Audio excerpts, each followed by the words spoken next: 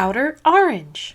Shadowverse Worlds Beyond literally just dropped today, and we are already here getting ready for day one deck, so let's go ahead and do it. Guys, welcome back. OuterOrange here. You guys may not know me if you're playing from the Shadowverse Worlds Beyond side. I'm a Vanguard player and also a Shadowverse Evolved player. I'm here today to basically talk about Shadowverse Beyond. I'm using my Evolved knowledge, all of other people's helps to kind of be able to build day one decks with y'all. So let's go ahead and look at some of these day one decks, and also we'll be talking about some honorable mentions as well. So let's go ahead and do it. Alright fam, first things first, I want to mention this insane deck builder. It is actually really good. It's a Shadowverse, it's literally the deck builder, and in the actual, it's their deck builder. Like Shadowverse Beyond literally made this, and it's a really great deck builder. It's right here. You guys can just make your decks here. It's great. You can make an account, make your life a little bit easier. You can just deck build away, and also there's codes and everything you can think of is in here. It's such a great tool. Now I just want to mention one more thing. I did use another site for this, so just so you guys know, I did get some help. All right, so I did use this site. It's called shadowverse.gg, best day one decks. This is the Shadowverse Worlds Beyond one. There's a bunch of decks in here. They got a bunch of tiers and kind of explain some stuff. So just letting you guys know, you guys should definitely check this out if you don't want to listen to me yap. Otherwise, let's go ahead and go back to the yap session. So I'm going to deck builder here real quick. I made 5 decks that I think would be some of the best decks to build, and some honorable mentions out of the 3. So we're going to talk about the 3 top decks and some honorable mentions on top of that. So I'm going to mention the honorable mentions first and then go into the other ones. My first honorable mention is actually the Haven Amulet deck, and here is the code for you guys if you need it. This is a deck that uses amulets and just has a bunch of like board clear and amulet structure. It's one of my favorite decks. It's actually pretty good. I'm still trying to build this, so I'm not like quite there yet. And I do want to mention, you guys can replace some of these cards if you don't have them. Obviously legendaries are kind of hard to pick up. There's 3 in this one, so if you can't pick these up, you can also run this the Mammoth, who's really good. There's also Apollo. There's the Bell Ringers if you don't even need the Bell Ringers. There's the spell that lets you draw 2 cards. There's quite a few neutrals you can kind of throw in instead if you currently are missing some stuff. But this is basically the regular build, and you can basically just enjoy it. I think this deck's actually really solid. I'm definitely better of the 2 that I'm going to mention for the honorable mention. Going into this one, if you want to play, if you miss Orcus or you're a big fan of puppets, there's also this Portal Puppets deck right here. This deck is really good. It has a little bit of weaknesses into some of the stronger decks, but it's one of my personal favorites. This is like my pet deck basically. So if you're interested in playing a kind of, I guess, easier to build deck, it's somewhat easier. You could actually get one of the Orcuses from the trial decks that you get. You get to pick one trial deck in the very beginning of the game, and you can actually use you get the puppet trial deck and then get your Orcus, and then most of these cards are actually very obtainable. This UD here can be literally anything else. You don't need this. So the only legendary you really do need is actually the puppet girl herself, because everything is oriented around puppets, so you want to have puppets, right? Now again, you can put the Mammoth in as well to kind of help yourself out during those tough situations of trying to build out the decks. But my personal favorite is definitely this one. I think this deck is really fun. But like I said, the scaling on it isn't as good as some other decks, but you can close out some games pretty quickly. This deck can be very fast with the Orcus alone, as she went to have Storm and Bane. If you need some small representation, what it does is just you spawn a bunch of puppets and you try to clear out boards where you can, try to go face as much as possible. It's a pretty aggressive deck overall. If your opponent doesn't answer board, you kind of just win on the spot. That's how the deck is. Anyway, so let's go ahead to some of the better decks. These are the decks that if you really want to rank with, these are probably gonna be the better choices.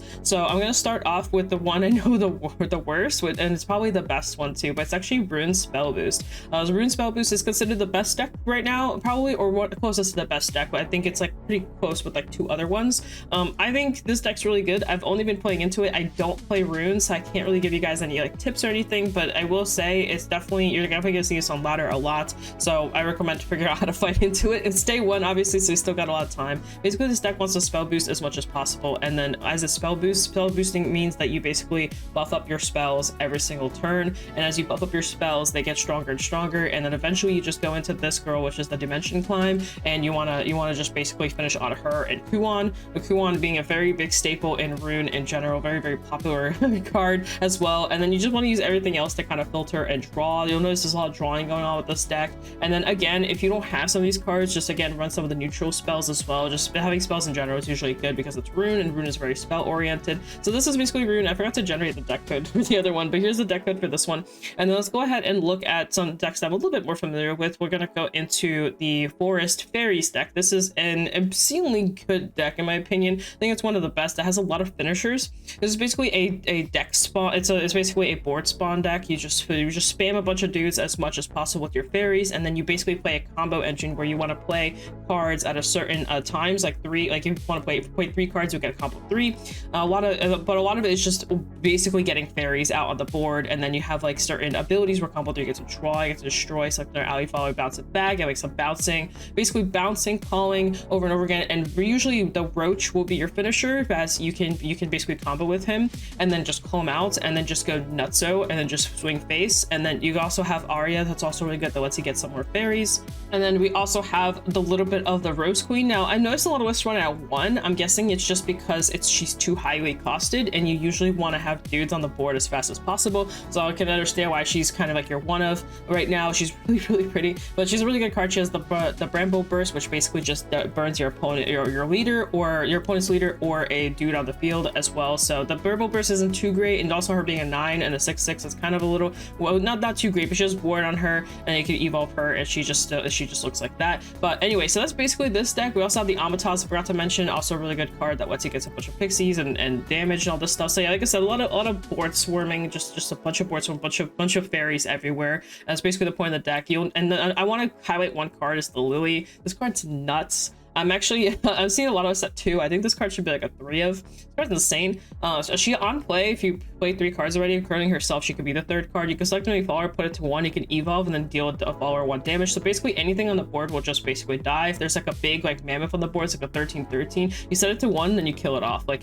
it is so nuts. This is such a cheap effect to do that with, by the way, and this combo may sound kind of strong, kind of hard to get to, but I promise with the amount of bouncing and berry calling you do, you'll get there. So it's really easy to get there too. So yeah, very strong deck. Very strong card. I think this card's insane. But anyway, that's this card. This is deck. Let's talk about the last deck, which is Dragon Ramp. Now I think this is gonna be a very popular pick amongst people. I think people just really love Dragon Ramp decks. Here's the code for this one. So this deck is it's just oriented around ramp, and you want to basically drop this guy that replaces your deck with an Apocalypse deck.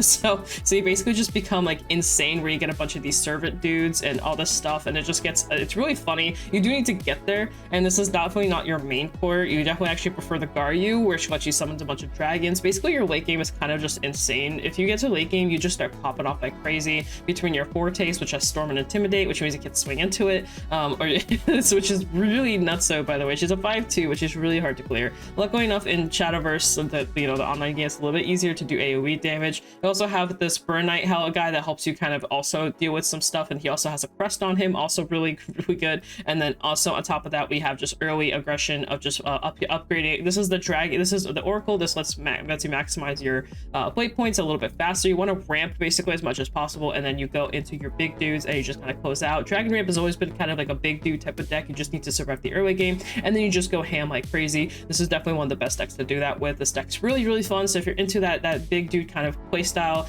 with big dude energy, this is all for you. And that's basically all the decks. So just a little bit of recap. The top 3, or what I consider the top 3, would be the Rune spell deck, Dragon Ramp deck, and the Forest Fairies deck. And then we have the honorable mentions, which is the Portalcraft Puppet deck, and then also the Haven Amulet deck as well, that are also really good. You'll notice that Puppets actually tends to kind of kill this Dragon Ramp deck. It's a little too fast on all the fairies. So if you bump into faster decks, you'll notice the dragon can struggle a little bit, but doesn't mean it's bad. But anyway, that's basically all the day 1 decks for this one. The dimensions of honorable mentions. If you have any decks you want to post, feel free to drop them in the comments below. I'm also on Twitter posting decks as well, and I'm also on Twitch streaming this game as well. I'll be streaming today later on as well, so you can check it out at twitch.tv/OuterOrange. We'll be playing some more. We'll be doing a lot of pack openings that do little fun goodies, and we spin wheels, we build meme decks, we just mess around. It is a little hard to build memes day 1, I'm not gonna lie. There's not that much like in terms of to start building memes, but as the game gets more and more, we'll probably have a lot of memes to build. But anyway, check it all out, like and subscribe. If you liked this content and you appreciate everything, please like and subscribe. It really helps me out try to get to that 5K. I'm also gonna be blasting a lot of Shadowverse Beyond content, so check it out. On that, guys, peace out. Happy building. Bye.